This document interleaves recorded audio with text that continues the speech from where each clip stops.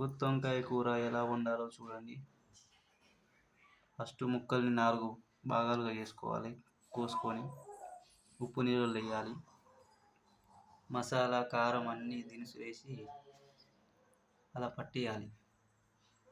వచ్చిన తర్వాత ఇలా పూసుకోవాలి. ఆ చట్నీలో దినుసులు ఏమిటంటే కొబ్బరి, ధనియాలు, నువ్వులు, ఉల్లిగడ్డ, ఉప్పు, కారం అన్నిటిని బట్టి మిక్స్ చేసుకోవాలన్నమాట. చేసుకొని అలా పూసుకోవాలి. స్టవ్ వెలిగించి నూనె పోసి పచ్చిమిరపకాయలు, కొబ్బరి గింజలు వేయాలి. తాలింపు వేసుకోవాలి. చిటికెడు పసుపు వేసుకోవాలి. చిటికెడు పసుపు ఇవన్నీ వేసినాక గంట ఉందని ఎత్తుక్కోవాలి.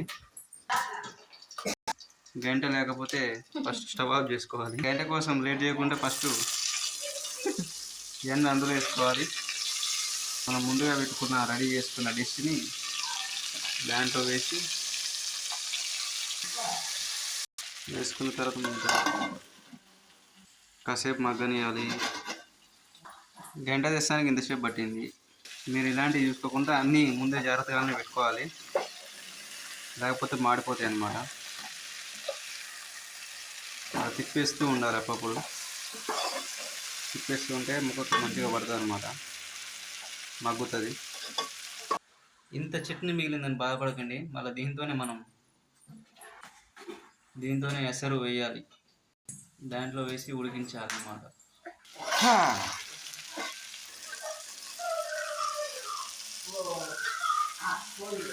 కూర పొయ్యి మీద పెట్టి ఆడవాళ్ళని అస్సలు నమ్ముకోకూడదు. ఇప్పుడు ఉండవంటే మాడిపోయినాక బొక్కులైనాక వస్తారు అన్నమాట. బాయ్స్, ఇలాంటి తప్పు మీరు ఎన్నడూ చేయకండి. మంచిగా మగ్గేంత వరకు చూసుకోవాలి. సరిపడిన నూనె వేసుకోవాలన్నమాట.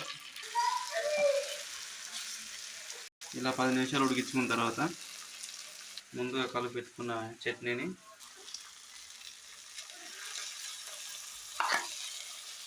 వాటర్ పోసుకోవాలి. కాస్త మసాలా వేసుకోవాలి. కొద్ది కొత్తిమీర కూడా జరుపుకోవాలి. అంతే, గుమ్మగుమ్మలాడే గుత్తి వంకాయ కూర రెడీ.